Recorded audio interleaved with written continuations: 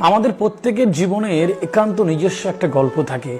সেই গল্পের অনুভূতি, কষ্ট, ভালো লাগা, যন্ত্রণা, হারানোর ব্যথা, এইগুলো পৃথিবীর আর কেউ অনুভবই করতে পারে না। তুমি যেভাবে নিচের ঠোঁট উল্টে কাঁদো, সেই কান্না ভেজা চোখের না বলা যন্ত্রণা কেউ বোঝে না। তুমি যেভাবে শুধু একটা ভালোবাসার হাত আঁকড়ে এই পৃথিবীর মহাসমুদ্রে খড়কুটোর মতন ভেসে থাকতে চাও, সেভাবে আর কেউ ভাবেই না।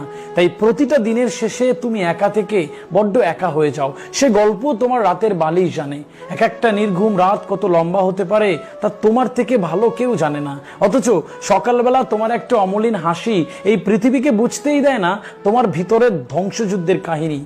যে কষ্টটা তোমাকে প্রতিদিন ক্ষতবিক্ষত করে, যে যন্ত্রণা তোমাকে প্রতিদিন তিল তিল করে শেষ করে দিচ্ছে, সেগুলো থেকে বেরিয়ে এসো, চলে এসো, ফিরে এসো। হ্যাঁ, এভাবেও ফিরে আসা যায়। মরুভূমির বালুচর হওয়ার আগে মনটা একটু স্বার্থপর হও, কারণ স্বার্থপর মানুষগুলো জানে কিভাবে নিজেকে ভালো রাখতে হয়। শুধুমাত্র ঠকে যাওয়া, নীরবে হেরে যাওয়া মানুষগুলো ভালো থাকার অধ্যায়টা রপ্ত না করতে পেরে বরাবরের মতো নিজেকে বোকা হিসেবে প্রমাণ দিয়ে যায়। জীবনটা ফুরোবার আগে একটু হিসেব কষে নাও, সবটা এখনো শেষ হয়নি। এভাবেও ফিরে আসা যায়। হ্যাঁ, বিশ্বাস করো, এভাবেও ফিরে আসা যায়। ভালো থেকো।